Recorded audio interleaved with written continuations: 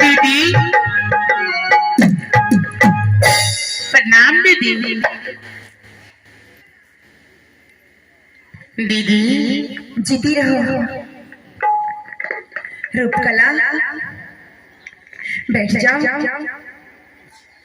दीदी आज मैं देख रही हूँ कि आप सोच में पड़े हैं। क्या बात है दीदी? क्या करूं छोटी बहन, तुम तो जानती ही हो जो दुख का कारण क्या है। सोने के लिए जाती हूँ तो नींद नहीं आती है,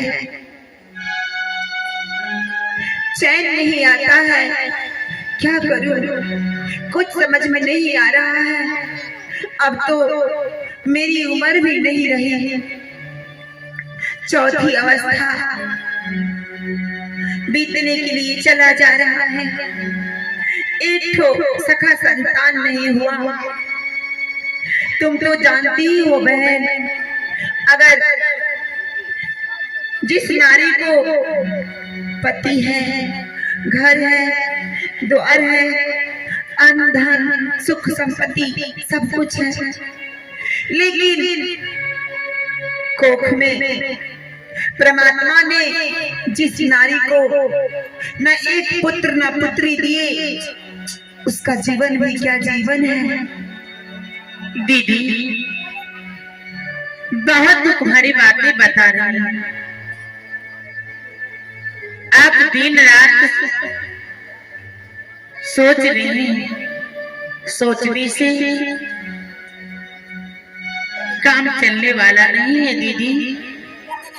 दीदी मैं आपके पास इसलिए आई हूँ, मैं यही सोच रही थी कि दीदी अकेले घर में बैठी रहती है, दिन रात सोचती रहती है, तो मैं दीदी को पास जाती हूँ, कुछ बातें करूंगी तो दीदी भी खुश होंगे। क्या बात है छोटी बहन, कहो ना। दीदी मैं आपको सेवा करने के लिए आई हूँ। अरे तुम तो जब से आई हो मेरी बेटी की समान हो। जी दीदी। हाँ, उस दिन से तो जब से मेरे घर आई तुम, जैसे लगा मेरे घर में दूसरी ही बात हो गई, खुशी से भर गए मेरे घर। और उस दिन से तुमने मुझे एक भी काम धंधा करने के लिए नहीं देती हो, हर समय हमारे सेवा में लगी रहती हो। जहाँ तक होता है अपने भैया को भी तुम नहीं छोड़ती हो। जी दीदी हर संभव हर कोशिश सेवा करने की कोशिश करती रहती हो तुम। दीदी जो मेरा फर्ज है वो मैं निभा रही हूँ दीदी। भगवान करे, ईश्वर करे ऐसी बहू, ऐसी देवरानी सबको दे। दीदी आप कितनी अच्छी हैं, कितने भोली भाली, जो मैं आपकी ये मधुर मीठी मीठी आवाज आप इस सोच में लगेंगे, किस सोच में पड़ेंगे दीदी। ये परमात्मा को जो मंजूर वो करता है, इसमें सोचने की क्या बात है दीदी। क्या करूं छोटी बहन, समझ में नहीं आ रहा है क्या करूं। कभी कभी सोचती हूँ अरे क्या हुआ, मुझे नहीं भला, एक पुत्र हीरालाल तो है, मैं बेटा हीरालाल को देख के खुश हो जाती हूँ, लेकिन दुनिया लेके ताना ने मुझे इतना कमजोर कर दिया है अंदर से, जो मैं कुछ कर नहीं सकती हूँ। दीदी चिंता मत कीजिए, मेरा बेटा हीरालाल है, तो क्या दीदी आपका बेटा नहीं है? कैसी बात करती हो पगली? मैं उसी भरोसे से तो जिंदा हूँ, तभी तो मैं कभी कभी हंसती रहती हूँ, क्योंकि एक इस बगिया का वही तो फूल है। हाँ हाँ दीदी, जो पूरी बगिया को सुगंधित करके रखे हैं। दीदी मैं आपसे कुछ कहना चाहती हूँ। अरे पगली, कहो ना, क्या बात है? दीदी आप भगवान विष्णु को प्रत्येक दिन पूजा करते हैं ना? तुम तो जानती ही हो, तुम्हारे भैया जी भी कहते हैं सबका दाता भगवान विष्णु है, उन्हें पूजने से सब कुछ मिलता है, हर प्रकार की मनोकामना पूर्ण होती है। इसलिए तो मैं उनकी बातों को कभी नहीं टालती हूँ और भगवान विष्णु को यथासंभव प्रत्येक दिन पूजा करती हूँ। दीदी आप तो भगवान विष्णु की पूजा करती हैं, लेकिन आज तक चौथापन आपको बीत रही है, एक भी सखा संतान नहीं हुआ, जो संतान के लिए आप दिन रात सोचते रहती हैं, रोते रहती हैं। तो दीदी मैं आपसे यही कहना चाहती हूँ, आप भगवान विष्णु का पूजा आज से छोड़ दीजिए। हाँ दीदी, गुरु का शरण में लग जाइए। गुरु के शरण में जाने से ये जन्म मरण का जो चक्र जो है, ये चक्र से छुटकारा मिल जाता है। नहीं तो बार बार गर्भ में आना होगा, जन्म लेना होगा, मरना होगा। तो जन्म मरण के चक्र से अगर छुटकारा पाने के लिए चाहती है दीदी, तो गुरु की शरण में लग जाइए। अरे पगली, क्या कह रही हो तुम? सोचती हो कभी तुम्हारी जुबान पे यह बात आया कैसे, जो तुम कहती हो भगवान विष्णु की पूजा छोड़ देने के लिए? इसलिए मैं कह रही हूँ, आप तो देवी देवता भैया भवानी को पूजा करती हो, लेकिन एक भी सखा संतान नहीं हुआ, जो आज आपको उम्र ढल गई है, आप आस लगाई, जो आप निराश हो बैठी हैं। तो दीदी मैं यही कहना चाहती हूँ कि गुरु के शरण में जाने से मुक्ति गति मिलता है।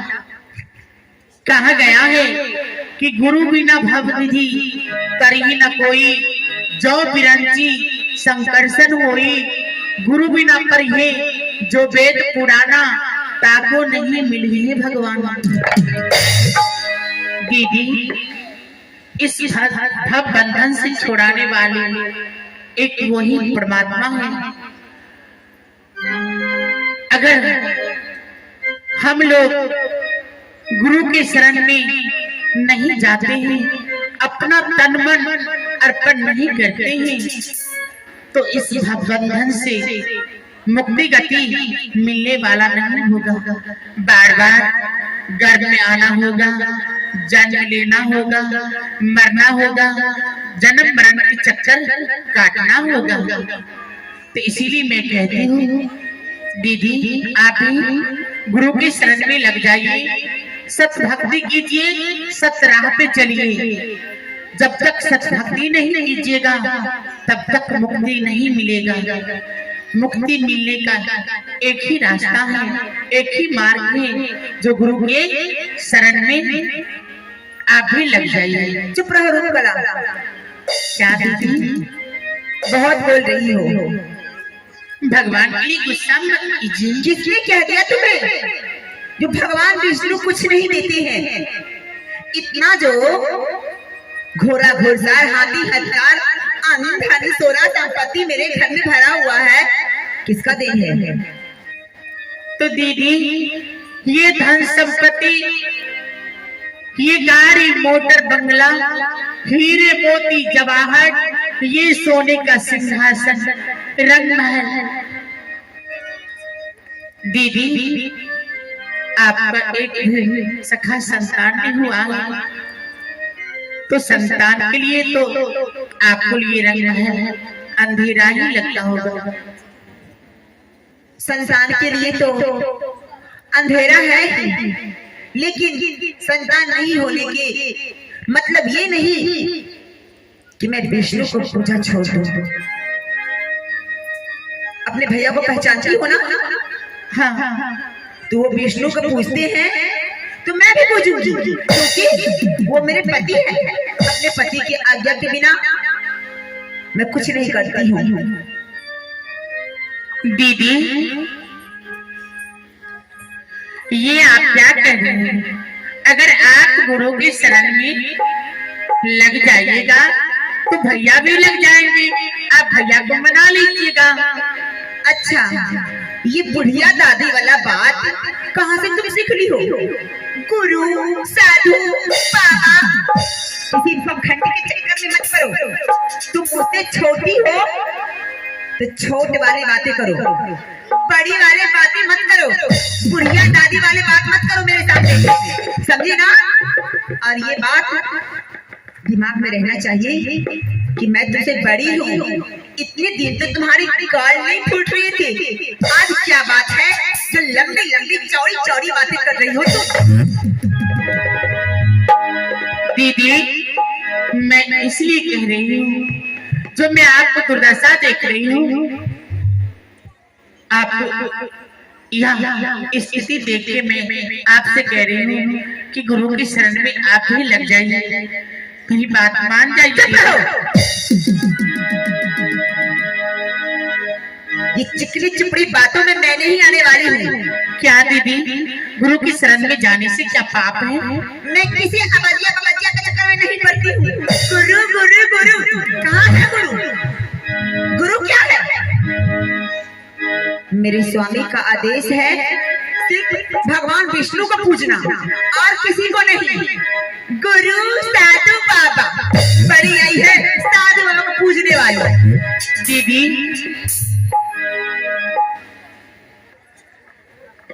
इस संसार से, इस भवसागर से पार उतरने का मार्ग गुरु बताते हैं। जब तक गुरु के शरण में नहीं जाइएगा तब तक ज्ञान नहीं मिलेगा। तो आप भला चाहते हैं दीदी तो गुरु की शरण में लग जाइए, गुरु मुक्त हो जाइए। कहती हूँ ना, मैं जिसे पूछती हूँ उसे पूछती रहूंगी। तुम मुझसे छोटी हो तो मेरे आदेश का सिर्फ पालन करो और मेरे सामने में आके मत कह कि गुरु को पूजा करो। गुरु को मैं किसी गुरु को नहीं मानती हूँ।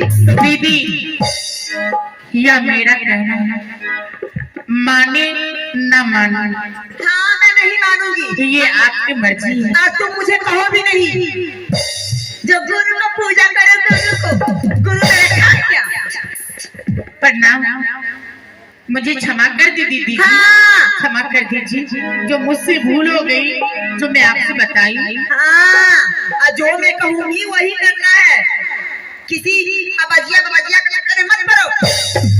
सब पखंड है, ठक है, ठक ठठेरी है, भीख मांग के खाने वाला है, जीवन को चलाने वाला है। ऐसा मत कहिए दीदी, ये आप क्या कर रही हैं? मैं क्या कह रही हूँ? भूसा फंसा हुआ है, भूसा दिमाग में। दीदी कहाँ गया है? आग लगी आकाश में, झड़झड़ गिरत अंगार, साधु न रहते जग में तो जल जाते संसार। अच्छा, आप कैसे कड़े हैं, थक हैं, ढोंगी पाखंडी हैं। बड़ी बड़ी बातें बना रही हो। ढोंगी ढोंगी ही रहेगा, पाखंड पाखंड ही रहेगा।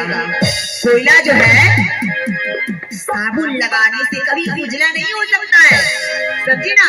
हाँ दीदी मैं जानती हूँ। तुम जानती हो? वो पाखंड भिखमंगा वो महान भगवान विष्णु जैसी नहीं हो सकती है, समझी ना। भी कहा गया है मूर्ख को समझाइए ज्ञान गांठ बन जा, कोयला उजला होत नहीं नौमन साबुन।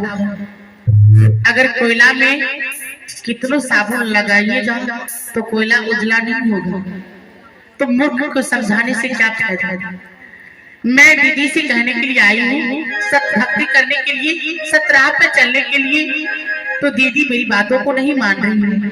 तो ठीक है दीदी, मुझसे भूल हो गई, प्रणाम, मुझे क्षमा करें। जाना दोहा मुझे मत समझाओ, समझी ना।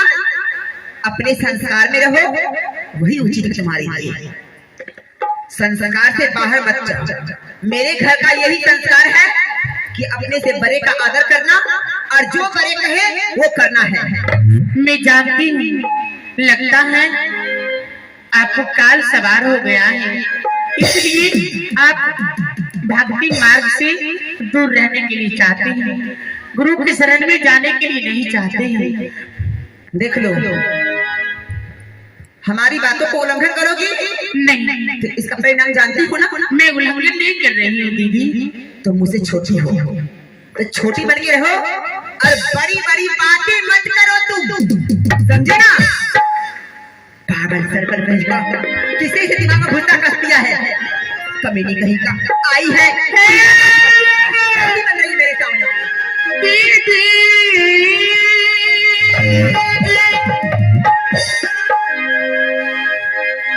हाय पानी लिया बच्चा लिया आई थी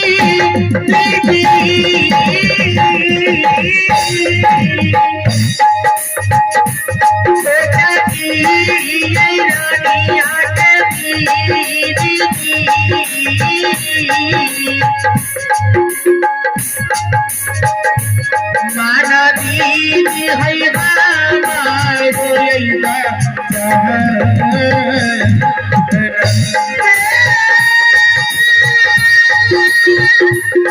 रानिया गई बात रही ना। बारी बारी यही बतिया नहीं बोला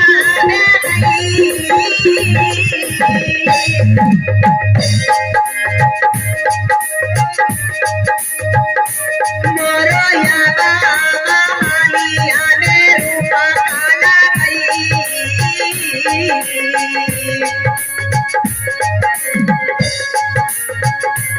मोरो गई कांचा तारा के ये हनुमतिया ना ये चली गई।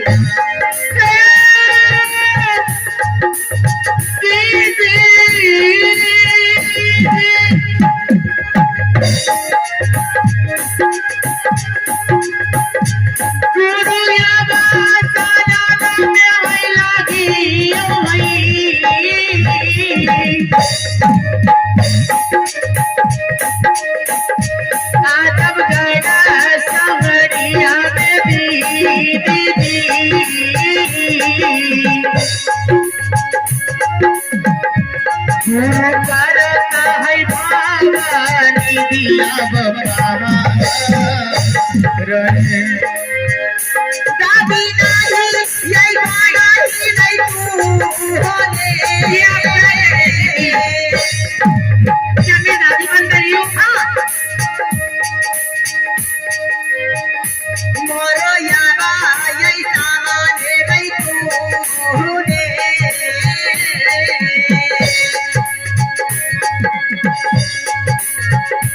बारी बारी गई कातिया मोरो नम नहीं पारा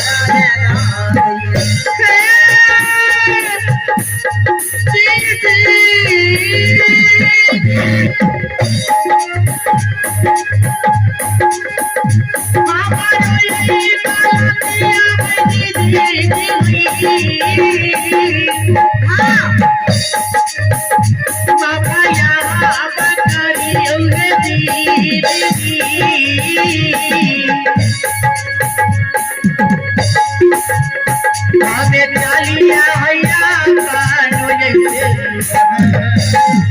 नंद जी जलाली से जैसा बस नहीं बिछाइया गई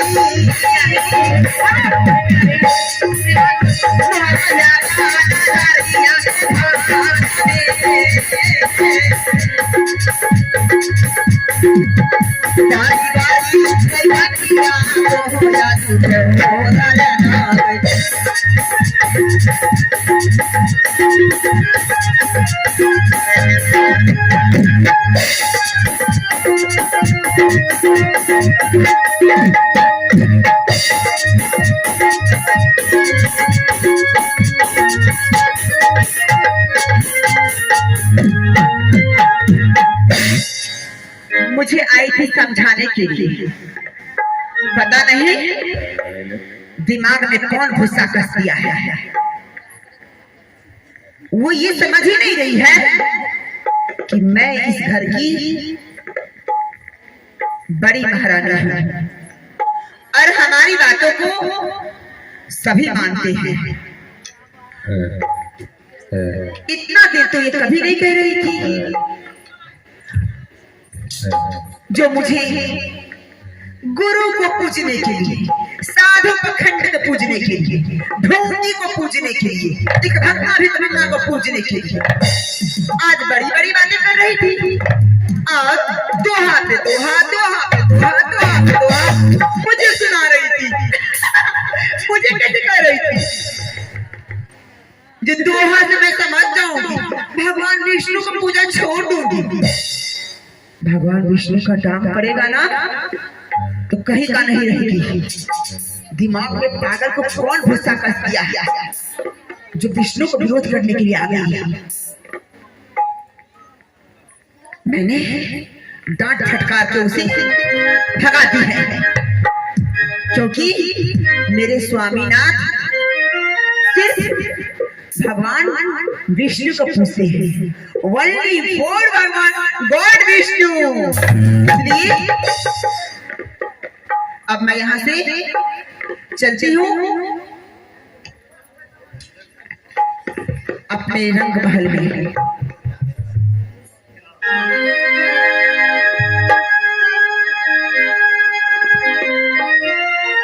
आई धारी आई दादारी आई दादे